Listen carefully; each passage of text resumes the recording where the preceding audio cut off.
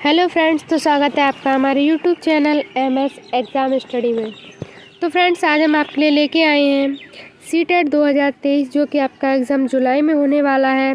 उसके लिए बहुत ही इम्पोर्टेंट टॉपिक, जिससे क्या होता है एग्ज़ाम में हर बार एक दो क्वेश्चन ज़रूर पूछे जाते हैं। तो फ्रेंड्स, आज का हमारा टॉपिक है कोहलबर्ग। जो कोहलबर्ग थे वो कहाँ के रहने वाले थे? अमेरिका के रहने वाले थे। तो चलिए फ्रेंड्स, इसी के साथ हम अपनी वीडियो की शुरुआत करते हैं। हमारा फर्स्ट क्वेश्चन है, क्वेश्चन नंबर 1, कोहलबर्ग ने प्रस्तुत किए हैं। ऑप्शन ए संज्ञानात्मक विकास के चरण, ऑप्शन 2 शारीरिक विकास के चरण, ऑप्शन 3 संवेगात्मक विकास के चरण, ऑप्शन 4 नैतिक विकास के चरण। तो फ्रेंड्स, जो कोहलबर्ग थे ये हमारे अमेरिका के रहने वाले थे। इन्होंने जो अपना सिद्धांत दिया था वो दिया था इन्होंने नैतिक विकास का सिद्धांत, जिसे हम क्या बोलते हैं, मोरल डेवलपमेंट थ्योरी के नाम से भी जानते हैं। तो फ्रेंड्स, इन्होंने जो अपना सिद्धांत दिया था नैतिक विकास का सिद्धांत, इन्होंने इसमें 3 अपनी अवस्थाएं बताई थी। पहली थी हमारी प्री कन्वेंशनल, दूसरी थी हमारी कन्वेंशनल और तीसरी थी हमारी पोस्ट कन्वेंशनल। इन्होंने अपनी 3 अवस्थाएं बताई थी। तो फ्रेंड्स, इसका हमारा सही आंसर हो जाएगा ऑप्शन 4 नैतिक विकास का चरण। चलिए फ्रेंड्स, नेक्स्ट क्वेश्चन पे चलते हैं। क्वेश्चन नंबर 2 है हमारा, कोहलबर्ग के अनुसार नैतिक वर्तमान में प्रचलित सामाजिक विकास की एक ऐसी अवस्था जिसमें कोई व्यक्ति अपनी नैतिकता को मानदंड अथवा नियमों के अनुरूप आंकता है, तो नैतिकता की कौन सी अवस्था कहा जाता है? ऑप्शन ए नैतिकता का पूर्व परंपरागत स्तर, ऑप्शन 2 नैतिकता का परंपरागत स्तर, ऑप्शन 3 नैतिकता का पक्ष परंपरागत स्तर, ऑप्शन 4 नैतिकता का गैर परंपरागत स्तर। तो फ्रेंड्स, जो कोहलबर्ग थे उन्होंने अपने नैतिक विकास की 3 अवस्थाएं दी थी। पहली जो थी वो थी हमारी नैतिकता का पूर्व परंपरागत स्तर, जिसे कि हम क्या बोलते हैं, प्री कन्वेंशनल स्टेज के नाम से जानते हैं। और दूसरा है हमारा नैतिकता का परंपरागत स्तर, जिसे कन्वेंशनल स्टेज के नाम से जानते हैं। और तीसरा है हमारा नैतिकता का पश्च परंपरागत, जिसे हम पोस्ट कन्वेंशनल स्टेज के नाम से जानते हैं। इन्होंने जो बताया था कि जो हमारा नैतिकता का परंपरागत स्तर होता है, इसमें जो बच्चा होता है वो 4 से लेके 10 साल तक का होता है। और जो हमारा परंपरागत स्तर होता है इसमें 10 से लेके 13 वर्ष तक का होता है। और जो हमारा नैतिकता का पोस्ट कन्वेंशनल स्तर होता है ये हमारा 13 प्लस वाले बच्चों के लिए होता है। इन्होंने बताया था कि जो प्रत्येक बच्चा होता है वो इन तीनों स्टेज से होकर गुजरता है। जब बच्चा नैतिकता के पूर्व परंपरागत स्तर में होता है तो बच्चे के अंदर नैतिकता नहीं पाई जाती। परंपरागत स्तर में क्या होता है, जो नैतिकता पाई जाती है वो किसके अकॉर्डिंग पाई जाती है, समाज के अकॉर्डिंग पाई जाती है। और जो हमारा पोस्ट कन्वेंशनल स्तर होता है, जिसे पश्च परंपरागत स्तर बोलते हैं, इसमें जो नैतिकता होती है वो क्या होती है, वो समाज के अनुरूप नहीं होती बल्कि खुद के अकॉर्डिंग होती है। उन्हें जो सही लगता है हम वही करते हैं। तो चलिए फ्रेंड्स, इसका हमारा सही आंसर हो जाएगा ऑप्शन 2 नैतिकता का परंपरागत स्तर, क्योंकि इसी में क्या होता है, बच्चा जो मतलब किस समाज के अकॉर्डिंग नैतिकता को दिखाता है। चलिए फ्रेंड्स, नेक्स्ट क्वेश्चन पे चलते हैं। नेक्स्ट क्वेश्चन है हमारा क्वेश्चन नंबर 3, किसी बच्चे का दिया गया विशिष्ट उत्तर कोहलबर्ग के नैतिक स्तर के सोपान की विषय वस्तु के किस सोपान के अंतर्गत आएगा? यदि आप ईमानदार हैं तो आपके माता पिता आप पर गर्व करेंगे, इसलिए आपको ईमानदार रहना चाहिए। ऑप्शन ए हमारा सामाजिक संकुचन अनुकूलन, ऑप्शन 2 अच्छी लड़की अच्छा लड़का अनुकूलन, ऑप्शन 3 कानून और व्यवस्था अनुकूलन, ऑप्शन 4 दंड आज्ञाकारिता अनुकूलन। तो फ्रेंड्स, जो हमारे कोहलबर्ग थे उन्होंने अपनी 3 जो स्टेज बताई थी उनको उन्होंने 2-2 में डिवाइड किया था। तो जो हमारी पहली जो स्टेज थी, दूसरी जो स्टेज थी कन्वेंशनल स्टेज, में जो क्या होता है कि अगर जो बच्चा है वो किसके मतलब अकॉर्डिंग दिखा रहा है कि अगर आप ईमानदार हैं तो माता पिता आप पे गर्व करेंगे, मतलब जैसा घर वाले चाहते हैं हम वैसा ही करें, मतलब अच्छा बनना चाहते हैं। तो इसलिए हमारी होगी, इसका सही आंसर है option 2 good girl and good boy. ये हमारा किस में आता है, ये आता है हमारा कन्वेंशनल स्टेज के अंदर आता है, जिसे हम बोलते हैं नैतिकता का परंपरागत स्तर। और जो हमारा कानून व्यवस्था अनुकूलन होता है ये भी हमारा क्या होता है, कन्वेंशनल स्टेज के अंतर्गत आता है। और जो हमारा दंड और आज्ञाकारिता होता है ये आता है हमारा प्री कन्वेंशनल स्टेज के अंदर, जिसे हम बोलते हैं पूर्व परंपरागत स्तर। तो चलिए फ्रेंड्स नेक्स्ट क्वेश्चन पे चलते हैं। नेक्स्ट क्वेश्चन है हमारा क्वेश्चन नंबर 4। लॉरेंस कोलबर्ग के सिद्धांत में कौन सा स्तर नैतिकता की अनुपस्थिति को सही अर्थ में सूचित करता है? ऑप्शन ए स्तर थर्ड, ऑप्शन 2 स्तर फोर्थ, ऑप्शन 3 स्तर फर्स्ट, ऑप्शन 4 स्तर सेकंड। तो फ्रेंड्स इसका सही आंसर हो जाएगा हमारा ऑप्शन थर्ड।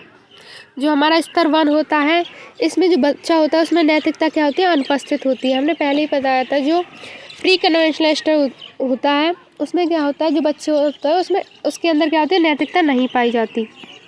और जो हमारा सेकंड स्तर होता है इसमें जो नैतिकता होती है वो समाज के अकॉर्डिंग पाई जाती है। चलिए फ्रेंड्स नेक्स्ट क्वेश्चन पे चलते हैं।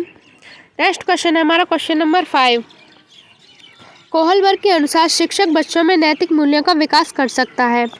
ऑप्शन ए है हमारा कैसा व्यवहार किया जाना चाहिए, ऑप्शन 2 धार्मिक शिक्षा को महत्व देकर, ऑप्शन 3 व्यवहार के स्पष्ट नियम बताकर, ऑप्शन 4 नैतिक मुद्दों पर आधारित चर्चा में उन्हें शामिल करके। तो फ्रेंड्स इसका हमारा सही आंसर हो जाएगा ऑप्शन 4 नैतिक मुद्दों पर आधारित चर्चा में उन्हें शामिल करके बच्चों के अंदर क्या होता है? नैतिकता का विकास किया जा सकता है। चलिए फ्रेंड्स नेक्स्ट क्वेश्चन पे चलते हैं। क्वेश्चन नंबर 6 है हमारा कोहलबर्ग के सिद्धांत के योगदान के रूप में निम्नलिखित में से किसे माना जा सकता है? ऑप्शन ए उनका विश्वास है कि बच्चे नैतिक दार्शनिक हैं, ऑप्शन 2 उनके सिद्धांत के संज्ञानात्मक परिपक्वता और नैतिक परिपक्वता के बीच एक सहयोग का समर्थन किया गया, ऑप्शन 3 है इस सिद्धांत में विस्तृत परीक्षण प्रक्रियाएं, ऑप्शन 4 है हमारा यह नैतिक तर्क और कार्रवाई के बीच एक स्पष्ट संबंध स्थापित है। तो फ्रेंड्स इसका हमारा सही आंसर हो जाएगा ऑप्शन सेकंड नैतिक सिद्धांत के संज्ञानात्मक परिपक्वता और नैतिक परिपक्वता के बीच एक सहयोग का समर्थन करता है। तो ये हमारा इसका सही आंसर हो जाएगा। चलिए फ्रेंड्स नेक्स्ट क्वेश्चन पे चलते हैं। नेक्स्ट क्वेश्चन है हमारा क्वेश्चन नंबर 7। कोहलबर्ग के सिद्धांत में परंपरागत स्तर में नैतिकता। ऑप्शन ए है हमारा व्यक्ति के अपने परिप्रेक्ष्य से नियंत्रित होती है, ऑप्शन 2 है बाह्य रूप से नियंत्रित होती है, ऑप्शन 3 है हमारा स्वयं के दोषों को स्वीकार करना, ऑप्शन 4 है हमारा सामाजिक परंपराओं का अनुमोदन। तो फ्रेंड्स हमने पहले ही बताया है कि जो हमारा कोहलबर्ग का जो परंपरागत स्तर होता है इसमें जो नैतिकता बच्चा नैतिकता दिखाता है वो किसके अकॉर्डिंग दिखाता है? समाज के अकॉर्डिंग दिखाता है। तो इसका हमारा सही आंसर हो जाएगा 4 सामाजिक परंपराओं का अनुमोदन। चलिए फ्रेंड्स नेक्स्ट क्वेश्चन पे चलते हैं। नेक्स्ट क्वेश्चन है हमारा क्वेश्चन नंबर 8। निम्नलिखित में से कौन सी लॉरेंस कोहलबर्ग के द्वारा प्रस्तावित नैतिक विकास की एक अवस्था है? ऑप्शन ए प्रसुप्तावस्था, ऑप्शन 2 सामाजिक अनुबंधन अभिविन्यास, ऑप्शन 3 मूर्त संक्रियात्मक अवस्था, ऑप्शन 4 उद्योग बनाम अधीन अवस्था। तो फ्रेंड्स इसका हमारा सही आंसर हो जाएगा ऑप्शन सेकंड सामाजिक अनुबंधन अभिविन्यास। ये हमारी नैतिकता की एक अवस्था है जो कि लॉरेंस कोहलबर्ग ने दी थी। ये हमारी किस में आती है? ये हमारी आती है कन्वेंशनल स्टेज के अंतर्गत आती है, जिसे हम बोलते हैं नैतिकता का परंपरागत स्तर। और जबकि जो है हमारी मूर्त संक्रियात्मक अवस्था ये हमारी जीन पियाजे ने दी थी। चलिए फ्रेंड्स नेक्स्ट क्वेश्चन पे चलते हैं। नेक्स्ट क्वेश्चन है हमारा क्वेश्चन नंबर 9। एक बच्चा तर्क प्रस्तुत करता है कि हिंज को दवाई की चोरी नहीं करनी चाहिए। वह दवाई जो उसकी पत्नी की जान बचाने के लिए ज़रूरी है, क्योंकि यदि वह ऐसा करता है तो वह पकड़ा जाएगा और जेल भेज दिया जाएगा। कोहलबर्ग के अनुसार एक बच्चा नैतिक समझ के किस अवस्था के अंतर्गत आता है? ऑप्शन ए होगा हमारा सार्वभौमिक नैतिक सिद्धांत अभिविन्यास, ऑप्शन 2 यंत्रीय उपदेश अभिविन्यास, ऑप्शन 3 सामाजिक क्रम नियंत्रित अभिविन्यास, ऑप्शन 4 दंड एवं आज्ञा पालन अभिविन्यास। तो फ्रेंड्स हमारा जो क्वेश्चन कह रहा है उसमें क्या होता है कि जो बच्चा बोल रहा है कि जो हिंज है उसे दवाई की चोरी नहीं करनी चाहिए, क्योंकि अगर वो पकड़ा जाएगा तो उससे क्या होगा? जेल में डाल दिया जाएगा। तो इसमें क्या हो रहा है? बच्चा किसका पालन कर रहा है? वो कर रहा है दंड और आज्ञा पालन का। किस स्टेज के अंदर आएगा? इसमें जो बच्चा होगा वो हमारा किस स्टेज के अंदर आएगा? प्री कन्वेंशनल स्टेज के अंदर आएगा। कि मतलब हमें चोरी नहीं करनी चाहिए, क्योंकि इससे हमें दंड मिलेगा, मतलब इस दंड से बचने के लिए वह चोरी नहीं करना चाहता। तो इसका हमारा सही आंसर हो जाएगा ऑप्शन 4 दंड एवं आज्ञा पालन अभिविन्यास। चलिए फ्रेंड्स नेक्स्ट क्वेश्चन पे चलते हैं। नेक्स्ट क्वेश्चन है हमारा क्वेश्चन नंबर 10। लॉरेंस कोलबर्ग के द्वारा प्रस्तावित निम्नलिखित चरणों में से प्राथमिक विद्यालय में बच्चे किन चरणों का अनुसरण करते हैं? ऑप्शन ए है हमारा आज्ञा पालन एवं दंडोन्मुखी, ऑप्शन 2 व्यक्तिगत और विनिमय, ऑप्शन 3 अच्छे अंत व्यक्तिगत संबंध, ऑप्शन 4 है हमारा सामाजिक अनुबंधन और व्यक्तिगत अधिकार। तो फ्रेंड्स, इसका हमारा सही आंसर हो जाएगा जो हमारी प्राथमिक चरण होता है, इसमें आता है हमारा प्री कन्वेंशनल जो स्टेज आती होती है, इसमें आता है, एक तो आता है हमारा आज्ञा पालन और दंडोन्मुखी अवस्था, और दूसरी आती है हमारी व्यक्तिगत और विनिमयता। तो फ्रेंड्स, इसका हमारा सही आंसर हो जाएगा ऑप्शन ए और बी, ये दोनों ही हमारे क्या है, सही हैं। चलिए फ्रेंड्स, नेक्स्ट क्वेश्चन पे चलते हैं। नेक्स्ट क्वेश्चन है हमारा क्वेश्चन नंबर 11। कोहलबर्ग के सिद्धांत की एक प्रमुख आलोचना क्या थी? ऑप्शन ए है हमारा कोहलबर्ग के बिना किसी अनुभूति मूलक आधार के सिद्धांत प्रस्तुत किया। ऑप्शन 2 कोहलबर्ग ने नैतिक विकास की स्पष्ट अवस्थाओं का उल्लेख नहीं किया। ऑप्शन 3 है हमारा कोहलबर्ग ने प्रस्तावित किया कि नैतिक तर्कणा विकासात्मक है। ऑप्शन 4 है हमारा कोहलबर्ग ने पुरुषों और महिलाओं की नैतिक तर्कता में सांस्कृतिक भिन्नताओं को महत्व नहीं दिया। तो फ्रेंड्स, जो हमारे लॉरेंस कोहलबर्ग थे, इन्होंने जो अपना सिद्धांत दिया था, इनके सिद्धांत की आलोचना भी हुई थी। इनकी 2 आलोचना हुई थी, और इनकी जो आलोचना वो की थी, वो किसने की थी? वो की थी हमारी कैरोल गिल्लिगन ने। इन्होंने कहा था कि जो लॉरेंस कोहलबर्ग ने, आपने क्या है कि अपना जो सिद्धांत दिया, आपने उसमें सिर्फ पुरुषों को ही वो प्राथमिकता दी है, बल्कि महिलाओं को नहीं, जबकि दोनों के जो सोचने का जो तरीका होता है वो अलग अलग होता है। जो पुरुष होते हैं वो अलग तरीके से सोचते हैं, और जो महिलाएं होती हैं वो अलग तरीके से सोचती हैं। तो उन्होंने जो हमारी इसकी जो आलोचना की थी, तो वो इसका हमारा सही आंसर हो जाएगा ऑप्शन 4 कि कोहलबर्ग ने पुरुषों और महिलाओं की नैतिक तर्कणा में सांस्कृतिक भिन्नताओं को महत्व नहीं दिया। चलिए फ्रेंड्स, नेक्स्ट क्वेश्चन पे चलते हैं। नेक्स्ट क्वेश्चन है हमारा क्वेश्चन नंबर 12। पूजा विद्यालय में अपना लंच बॉक्स भूल गई, अतः वह कहते हुए फरीन से उसका लंच साझा करने के लिए कहा, तुम्हें आज अपना लंच मेरे साथ साझा करना चाहिए क्योंकि कल मैंने तुम्हारे साथ अपना लंच साझा किया था। लॉरेंस कोहलबर्ग के नैतिक विकास के सिद्धांत के अनुसार पूजा का कथन अभिन्यास, प्रारूप और अवस्था दर्शाता है। तो फ्रेंड्स, जो हमारे लॉरेंस कोहलबर्ग थे, इन्होंने जो अपनी पहली जो स्टेज बताई थी, प्री कन्वेंशनल स्टेज, तो इन्होंने इसको 2 उसमें बांटा था। पहली थी हमारी दंड और आज्ञा पालन उन्मुख था, और दूसरी थी हमारे इंस्ट्रूमेंटल रिलेटिव इंडिविजुअल, जिसे हम बोलते हैं, जिसमें क्या होता है, जैसे को तैसे की अवस्था बोलते हैं, कि तुमने जैसा मैंने तुम्हारे साथ किया वैसा ही वो तुम्हारे साथ करेगा। तो इसमें जो बच्चा है वो किस अवस्था में होगा? हमारा पहला होगा हमारा प्री कन्वेंशनल स्टेज के अंतर्गत, और किस में हो गया? प्री कन्वेंशनल स्टेज के अंतर्गत होगा, और जो हमारा बच्चा होगा वो होगा हमारा आज्ञा पालन। तो इसका हमारा सही आंसर हो जाएगा ऑप्शन 2 आज्ञा पालन और पूर्व परंपरागत स्तर। चलिए फ्रेंड्स, नेक्स्ट क्वेश्चन पे चलते हैं। नेक्स्ट क्वेश्चन है हमारा क्वेश्चन नंबर 13। कर्नेल सिंह कानूनी कार्रवाई तथा खर्चे के बावजूद आयकर नहीं देते। वे सोचते हैं कि वे एक भ्रष्ट सरकार को समर्थन नहीं दे सकते, जो अनावश्यक बांधों के निर्माण पर लाखों रुपए खर्च करती है। ये संभवतः कोहलबर्ग के नैतिक विकास की किस अवस्था में है? ऑप्शन ए परंपरागत, ऑप्शन 2 पश्च परंपरागत, ऑप्शन 3 पूर्व परंपरागत, ऑप्शन 4 परापरंपरागत। तो फ्रेंड्स, हमारे जो कोहलबर्ग थे, उन्होंने 3 ही अवस्था दी थी, तो ये तो दी नहीं, तो ये तो पहले ही गलत हो जाएगा। तो फ्रेंड्स, इसमें हमने आपको बताया था कि जब क्या होता है,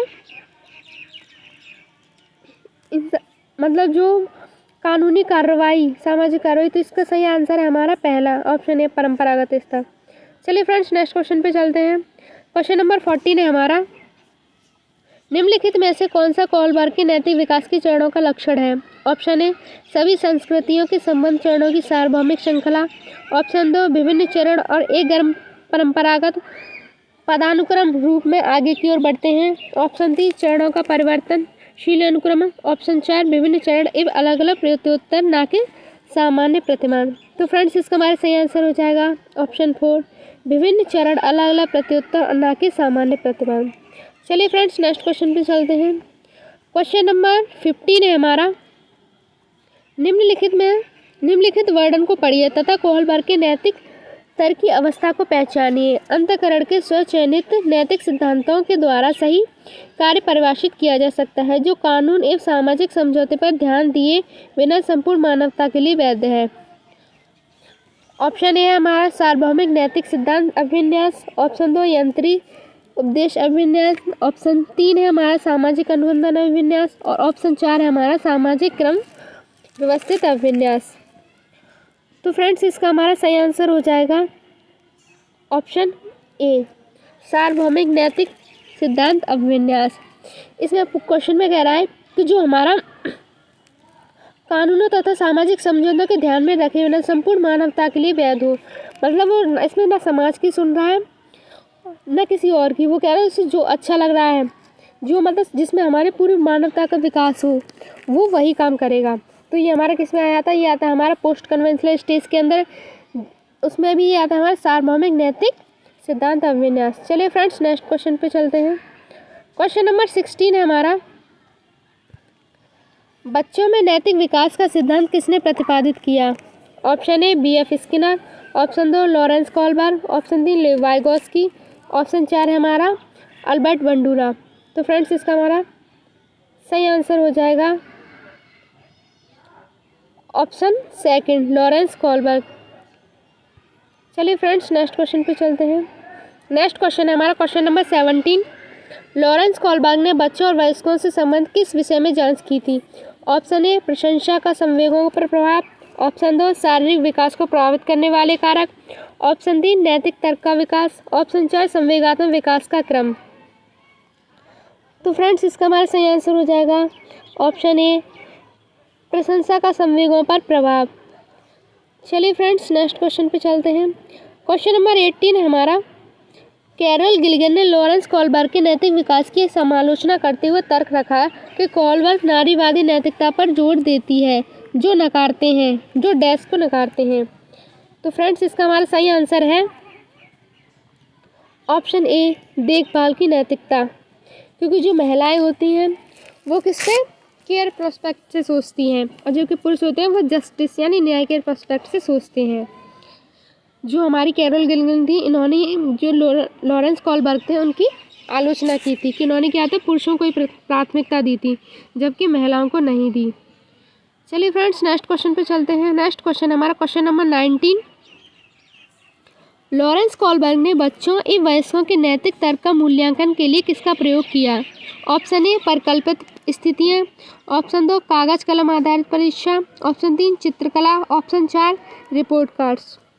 तो फ्रेंड्स इसका हमारा सही आंसर है ऑप्शन ए परिकल्पित परिस्थितियाँ, जबकि कागज कलम इसका तो उन्होंने प्रयोग ही नहीं किया था, न चित्रकला न रिपोर्ट, ये तीनों ही हमारे क्या हैं गलत हैं। इसका हमारा सही आंसर हो जाएगा ऑप्शन 4। चलिए फ्रेंड्स नेक्स्ट क्वेश्चन पे चलते हैं।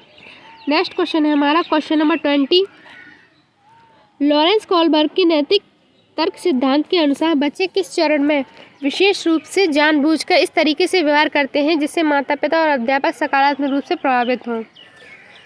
तो ये हमारा किसके अंदर आ रहा है? ये आ रहा है हमारा कन्वेंशनल स्टेज के अंदर, जिसमें जो बच्चा सॉरी ये आएगा हमारे पूर्व परंपरागत स्तर के अंदर, जिसे हम प्री कन्वेंशनल स्टेज बोलते हैं। इसमें जो बच्चा होता है वो क्या करता है, सिर्फ दूसरों के उसके प्रोस्पेक्ट से सोचता है।